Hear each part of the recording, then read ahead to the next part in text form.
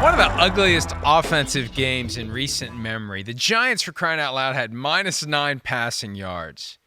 The Jets win in overtime, 13-10. That kick still didn't look good, but it did pass through. Greg Zuerlein, Greg, or Geg as the case may be, barely made that kick.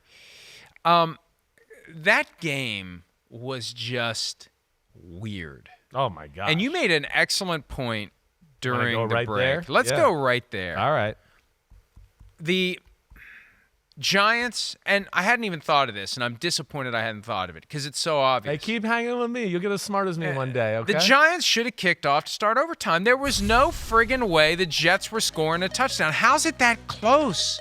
How's it that close? It's a no-brainer. Right, people have been brainwashed. The Jets aren't scoring a touchdown. That's the only way the Giants don't get an opportunity, and if you can hold the Jets short field goal, right, you do what the Jets did. Exactly. The formula plays out the exact same way. It just plays out in your favor. I think I got Brian Daboll, they did an unbelievable job managing the football game yesterday. I mean, the fact that they were winning the game with -9 yards passing in 2023, where the league is set up to basically like you're going to get passing yards no matter what, is astounding. So they managed the game. They were tough running the football. Saquon ran tough. And the defense and Wink Martindale were out of this world good. Out of this world good. You know, unfortunately, Graham Gano missing a 35-yard field goal at the end of regulation. He's been great, but he's dealing with a little injury. He's been off this year. He's not. But, yes, as we got into overtime, I sat there, and we were kind of talking to us, and I don't know, you might have been maybe talking to somebody in the hallway or whatever, because I did bring it up in the viewing room.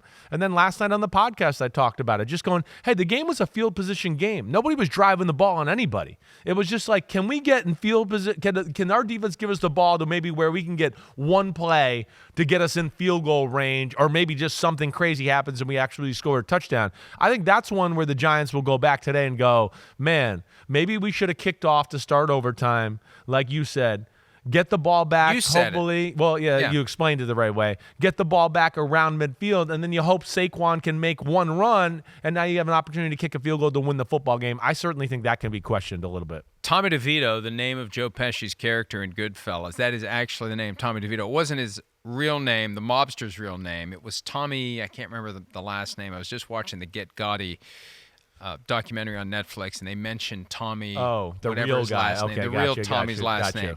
But Tommy DeVito, because Tyrod Taylor suffered a rib cage injury, taken to the hospital, stayed overnight. Ooh. So we'll see how Tyrod's doing. Daniel Jones already out with a neck injury. Tyrod had started 3 straight games in place of Daniel Jones. Tommy DeVito, what can you expect it's in a that tough setting situation against the Jets defense? Right.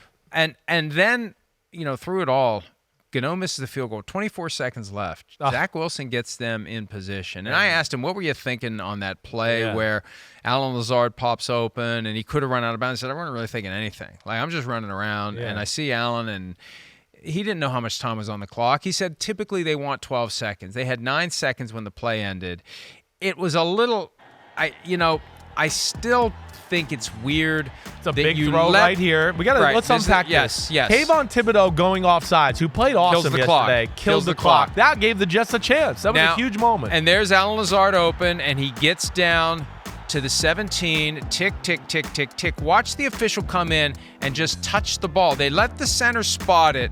The official just touched it, which seems very perfunctory to me. Like, why do you even have to touch it if it's spotted in the right place? Why do you have to put your hand on it? Right. But he came in. It was shades of the Cowboys-49ers game a couple of years ago in the playoffs where they didn't let the umpire get Dak through. got in the way of the referee. You have to understand the guy's got to get through to do it. Right. He got through. He touched it. They spiked it with 1 second left, and they were able to kick the field goal to force overtime. It really was something. It was unbelievable. I mean, it really was. It was a heartbreaker as a Giants fan. You felt like we were going to gut it out and find a way to win there. It was ugly and it was awesome all at the same time. 17 possessions for each team. That is incredible. That's how bad both teams were on offense. It was 3 plays, punt it. 3 plays, punt it. But damn you, Jets. And now I got to hear from all these Jets fans all week. Hi, it's Mike Florio. Thanks for watching PFT on YouTube. Hit subscribe for the latest news and analysis from Pro Football Talk.